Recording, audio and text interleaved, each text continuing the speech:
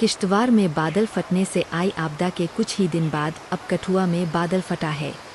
रविवार 17 अगस्त को कठुआ जिले के जोर इलाके में बादल फटने से भारी तबाही की आशंका जताई जा रही है। मलबे की चपेट में कई घर आ गए हैं। मौत का आंकड़ा बढ़कर 7 हो गया है। केंद्रीय मंत्री डॉ. जितेंद्र सिंह ने सोशल मीडिया के जरिए यह जानकारी दी है कि जंगलोट क्षेत्र में बादल फटने की सूचना मिलने के बाद उन्होंने एसएसपी कठुआ शोभित सक्सेना से बात की। शुरुआती समय में इस आपदा में 4 लोगों की मौत की सूचना मिली थी। रेस्क्यू ऑपरेशन के बीच समय के साथ मौत का आंकड़ा बढ़कर 7 हो गया। इसके अलावा रेलवे ट्रैक और राष्ट्रीय राजमार्ग को नुकसान पहुंचा है, जबकि पुलिस स्टेशन कठुआ प्रभावित हुआ है। नागरिक प्रशासन, सेना और अर्धसैनिक बल तुरंत बचाव कार्य में जुट गए हैं और स्थिति पर लगातार नजर रखी जा रही है। जम्मू पठानकोट नेशनल हाईवे का एक हिस्सा भी मलबे की चपेट में आया है। नेशनल हाईवे की एक ट्यूब को बंद कर दिया गया है। अभी नुकसान का अंदाजा लगाना मुश्किल है। राहत और बचाव कार्य के लिए रेस्क्यू टीम मौके पर पहुंच गई है। जम्मू कश्मीर के राजकीय मेडिकल कॉलेज, जीएमसी और अस्पताल में किश्तवाड़ आपदा में गंभीर घायल हुए 25 लोगों की बड़ी सर्जरी हुई और उनकी जान बचाई गई। 14 अगस्त की रात को गंभीर रूप से घायल 66 मरीजों को जीएमसी जम्मू ले आया गया। उसी रात लोगों की जान बचाने के लिए लगभग 25 बड़ी सर्जरी की गई। जम्मू कश्मीर के मुख्यमंत्री उमर अब्दुल्ला ने किश्तवाड़ के चशोती गांव में बादल फटने से प्रभावित लोगों के लिए अनुग्रह राशि की घोषणा की।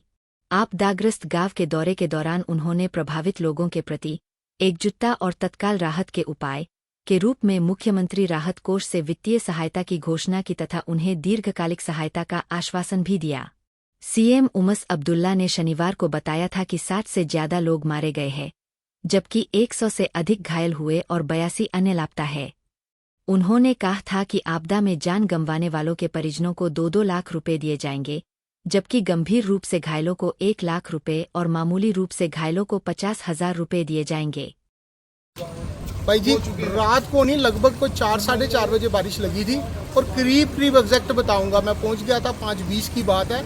5 बजे यहाँ पानी आया और पानी बढ़ने का कारण एक ही था, एक तो खड चैनलाइज नहीं है, वो हमने डिमांड भी की है, रिक्वेस्ट भी की है एमएलए साहब से कि अब जो फंड आता है पहले खड चैनलाइज करवा दें, उससे थोड़ा सा नुकसान कम हो जाएगा। दूसरा क्या हुआ, जो प्लाट से लोगों उनके टूटी हैं, जो अपनी वहाँ पे बाउंड्री वाल थी, उसके कारण पानी जो था खड का वो घुस गया मल्लों में। आप देख रहे हो सामने गाड़ियाँ देखो सारी शिफ्ट हुई है अपनी जगह से, पूरी खड बन गई है रोड। रब से भी प्रार्थना ही है कि इतना भी कर नहीं पाए, लोगों से भी अपनी डेवलपमेंट करें, विकास करना भी ज़रूरी है, थोड़ा संतुलित वे से करें कि ऐसी इंक्रोचमेंट ना हो जाए कि पानी आए और सब कुछ तबाह कर जाए। आईटीआई रोड भी पूरी तरह से आप देख लो सामने ही आपके। हमने तो सीओ साहब को भी फ़ोन किया कि जेसीबी वाला भेजो, थोड़ा सा थ्रू होए, उसके बाद जो भी असेस करती है एडमिनिस्ट्रेशन और जो कंपनसेट बनती है वो भी देनी चाहिए। आपने खुद देखा, क्या देखते हैं कितना नुकसान हुआ है? एग्जैक्ट मैं कह नहीं सकता कि कितने अमाउंट हुआ, क्या हुआ, पर नुकसान तो हुआ है भैया, नुकसान हुआ। और सबसे बड़ा नुकसान है बादरेशन है इंसान की।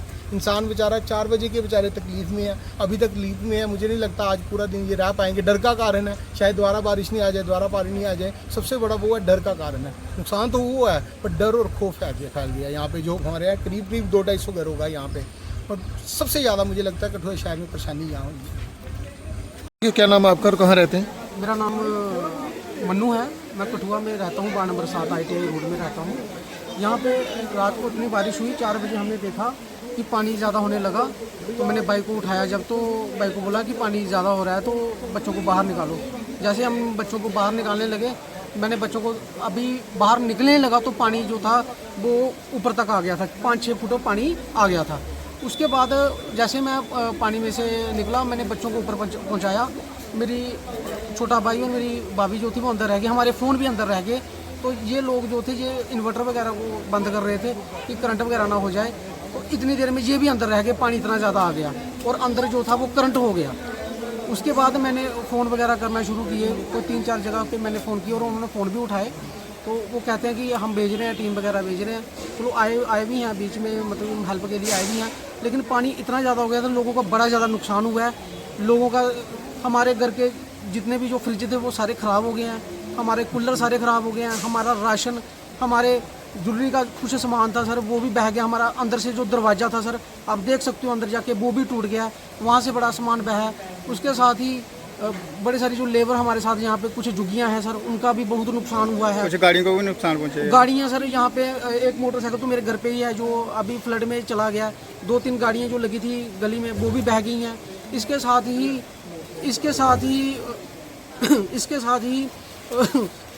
ही हमारे घर के साथ फैमिली थी, घर पे वो गए हुए थे कहीं पे बाहर, तो मेरे फ़ोन वगैरह अंदर रह गए थे। उनके घर अंदर भी करंट हो गया था, तो हमने लाइट बंद करवाई। कहीं फ़ोन करके साथ में घर था उनके भैया को बोला कि लाइट बंद करवाओ।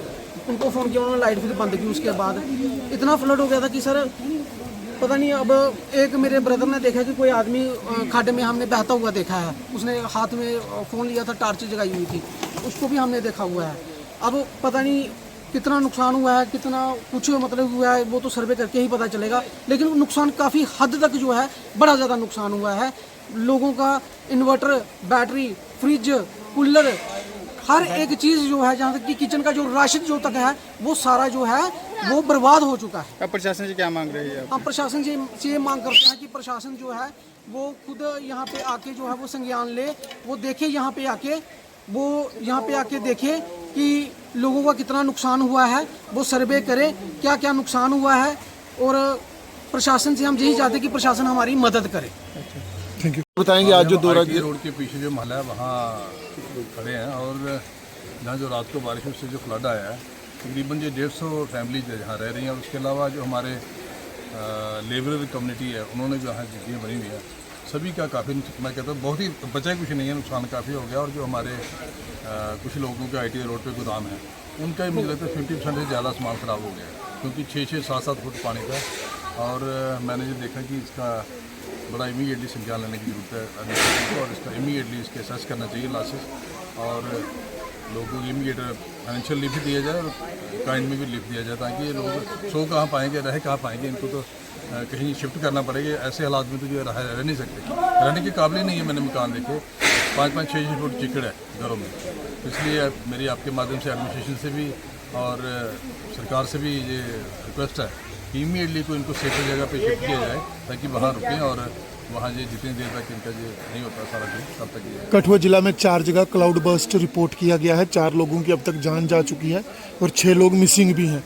क्या देखते हैं, कितनी बड़ी त्रासदी है? बड़ा दुखदायक है, और जो लोग जिनकी जाने की है उनके लिए मेरी हम सभी की संवेदनाएं हैं। और भगवान करे कि ऐसा चीज़ दोबारा ना आए, और कुदरत हम पे सभी पे रहम करे। और हम लोग भी सारे ये सोचें कि हमारी as a citizen, as a शहरी, हमारी भी कोई जिम्मेवारियाँ हैं। हमें जहाँ जगह मिलती है वहाँ कवर करने की कोशिश करें। तो लिहाजा मैं वहाँ पीछे मैंने यही चीज़ कही कि हमें थोड़ा सा सोच समझ के अगर घर बनाना है या कुछ करना है, वो भी थोड़ा सा देखना चाहिए कि अगर वाटर बॉडी को हम कवर करके बना लेंगे 2 साल, 4 साल, 5 साल, लेकिन नेचर जब अपना रूप अख्तियार करता है वो किसी को बख्शता नहीं है, चाहे अमीर हो गरीब हो। तो लिहाजा नेचर का भी सारा देखना बड़ा ज़रूरी है। और इन्वायरमेंट के प्रति जो हमारी लोगों की इंडिफरेंट एटीट्यूड है, वो भी कहीं ना कहीं वो हमें उसका नुकसान बढ़ना पड़ रहा है। तो ये आने वाले दिनों में हम सभी को सोचना होगा कि इन्वायरमेंट के प्रति भी हम सारे जागरूक हों, किस तरीके से अपनी वाटर बॉडी को बचाना, अपनी लैंड को बचाना, अपने एरिया को किस तरीके से बचा सकते हैं, ये सारी चीज़ें सोचने की जरूरत है। और इस टाइम इमीडिएटली गवर्नमेंट को यही है कि इमीडिएट इनको रिलीफ दिया जाए और सेफर जगह पे शिफ्ट करना। प्रशासन से कोई बातचीत हुई है कि कभी ने जो है वो कुछ सामान पहुंचाया जाए ताकि ये नाश्ता आप कर सकें? मेरी 1.5 घंटा पहले DC कठुआ से बात हुई, और फिर मैंने CEO म्यूनसिपैलिटी से बात की। उन्होंने फिलहाल जहाँ दिलवा, मलूर, जगलोट, लखनऊ, वहाँ काफ़ी नुकसान हुआ है, फिलहाल वहाँ टीमें भेजी हैं। जैसे वहाँ से थोड़ा रिलीफ लोगों को मिलता है, फिर भी टीमें। संस्थाओं से क्या अपील रहेगी, क्योंकि ये लोग रात से स्टैंडर्ड पोजीशन में हैं, चाय नाश्ता तक नहीं मिल पाया बच्चों को छोटे। आपके माध्यम से मैं, आपने बड़ा अच्छा क्वेश्चन पूछा है, क्योंकि डिस्ट्रिक्ट एडमिनिस्ट्रेशन जो लिमिटेड लोग होते हैं, इस टाइम हम सभी लोगों ने मिलजुल के, खास करके जो हमारी वॉलंटरी बॉडी है, सोशल ऑर्गेनाइजेशन है, उनको आगे आना चाहिए और इन लोगों को कुछ ना कुछ थोड़ा बहुत कम से कम जितना वो रिलीफ दे पाए उतना करनी चाहिए। Thank you.